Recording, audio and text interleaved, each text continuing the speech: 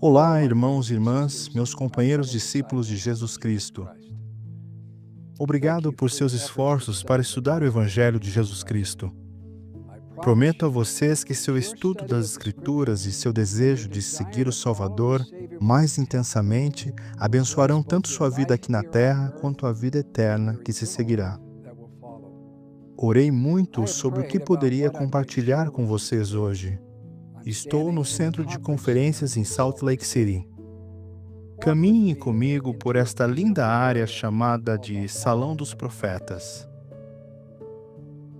Aqui estão esculturas do rosto de cada um dos presidentes da igreja, começando pelo profeta Joseph Smith.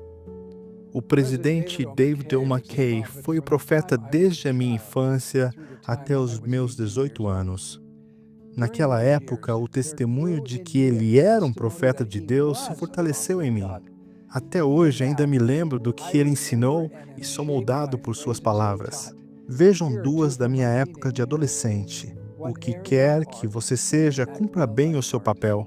E a maior batalha da vida é travada no interior dos silenciosos aposentos de sua própria alma.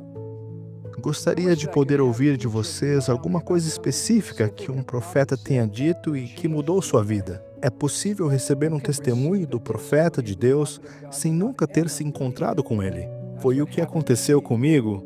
Os presidentes Joseph Fielding Smith e Harold Billy foram os presidentes da igreja durante minha missão na França, no início da década de 1970. Minha vida foi profundamente moldada por seus conselhos e ensinamentos. Em 1974, quando era aluno da Universidade Brigham Young, tive o privilégio de conhecer um profeta vivo, o presidente Spencer W. Kimball. Foi uma época em que tomei muitas decisões na vida, e eu me lembro com grande apreço das palavras específicas do conselho que ele deu em relação ao casamento e a uma futura família. Conselhos que contrariavam as opiniões populares da época. Em 1993, quando fui chamado como 70ª autoridade geral, o presidente Ezra Taft Benson era o profeta. Ele foi sucedido pelo presidente Howard W. Hunter, depois pelo presidente Gordon B. Hinckley, pelo presidente Thomas S. Monson, pelo presidente Russell M. Nelson.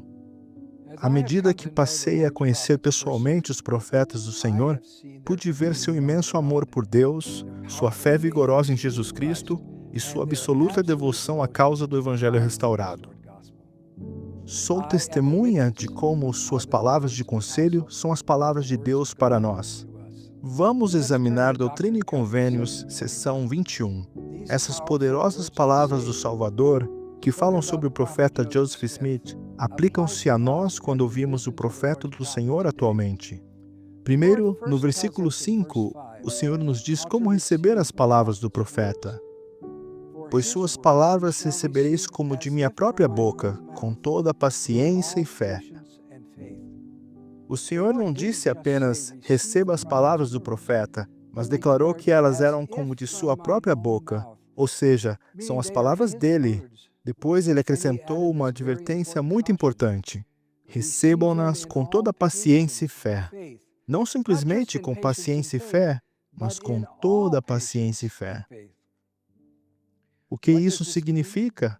Para mim, significa que nem sempre teremos a sabedoria para entender por que recebemos um conselho específico.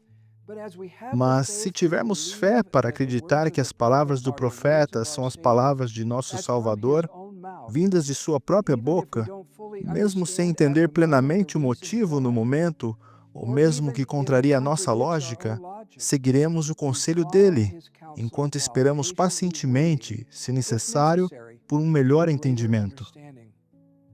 Alinhamos nossa vontade com a vontade de nosso Pai Celestial, não porque somos forçados a isso, mas porque, com fé, oferecemos nossa vontade a Ele com gratidão, e nosso Pai Celestial, como recompensa, nos dá bênçãos extraordinárias do céu. Vamos examinar juntos as bênçãos que o Senhor nos promete no versículo 6. As portas do inferno não prevalecerão contra vós. E o Senhor Deus afastará de vós os poderes das trevas e fará tremerem os céus para o vosso bem e para a glória de seu nome. São essas as grandes promessas que Deus faz para vocês e para mim, por termos recebido as palavras de seu profeta com toda a paciência e fé. Depois de mais de 30 anos como autoridade geral, essas palavras ardem como fogo em minha alma. Os anos de experiência confirmaram meu testemunho da verdade absoluta desses versículos. Vou compartilhar um exemplo ocorrido no ano de 2001. Eu estava no Quórum dos 70, servindo no Comitê Olímpico da Igreja, presidido pelo elder Robert D. Hales, do Quórum dos 12. Nossa responsabilidade era planejar as atividades que seriam patrocinadas pela Igreja durante as Olimpíadas de Inverno de 2002 em Salt Lake. Recebi do elder Hales a designação de avaliar a possibilidade de trazermos os manuscritos do Mar Morto para Salt Lake City para uma exposição especial durante as Olimpíadas. Como vocês devem saber, os manuscritos do Mar Morto são fragmentos de escritos antigos que datam do século III a.C. ao século I d.C. e que dão um testemunho adicional dos eventos da Bíblia. Parecia uma excelente oportunidade para que a Igreja patrocinasse uma experiência de interesse mundial. Juntamente com outras pessoas, dediquei muito tempo e me esforcei para conseguir contatos em Israel e na Jordânia, que tivessem acesso a esses escritos antigos. Surpreendentemente, apesar do enorme valor dos pergaminhos e dos significativos riscos de segurança envolvidos, os líderes governamentais de ambos os países estavam dispostos a exibir esses artefatos extraordinários. Não apenas cópias, mas muitos dos manuscritos originais do Mar Morto. Muitos manuscritos da Jordânia e de Israel nunca haviam sido exibidos simultaneamente. Achamos que poderia ser uma das exposições mais importantes dos manuscritos do Mar Morto em toda a história. Lembro-me perfeitamente do dia em que o elder Hales e eu apresentamos nosso plano ao presidente Gordon B. Hinckley e seus conselheiros, o presidente Thomas S. Monson e o presidente James E. Faust. Eu tinha certeza de que eles ficariam muito empolgados com essa oportunidade. Depois de ouvir atentamente nossa apresentação, o presidente Hinckley ponderou sobre a pergunta e respondeu: "Não me sinto bem em fazermos isso. Eu acho que não devemos dar continuidade ao assunto." Ele acrescentou: "Estou preocupado com o que acontecerá no mundo nos próximos meses." Saí da apresentação um pouco decepcionado. O elder Hales me lembrou de forma simples, mas poderosa, o que eu já sabia e acreditava. Ele disse: "Neil, sei que você estava muito empolgado com a possibilidade dessa exposição, mas quando a primeira presidência fala, nós o seguimos de bom grado." Alguns meses depois, em 11 de setembro de 2001, um pouco antes dos Jogos Olímpicos de Inverno, o mundo mudou, quando os aviões atingiram intencionalmente as torres do World Trade Center em Nova York e o Pentágono em Washington, D.C. Acredito que a visão profética do presidente Hinckley manteve os manuscritos do Mar Morto em segurança após o 11 de setembro e impediu que a igreja enfrentasse uma situação difícil. A maioria dos conselhos, orientações e diretrizes que recebemos do Senhor por meio da primeira presidência e do Quórum dos 12, que apoiamos como profetas, videntes e reveladores, não são para planejar eventos mundiais. São para planejar nossa vida pessoal, para nos disciplinar, amar a Deus de todo o coração e amar o próximo, guardar os mandamentos e ser verdadeiros discípulos de Jesus Cristo.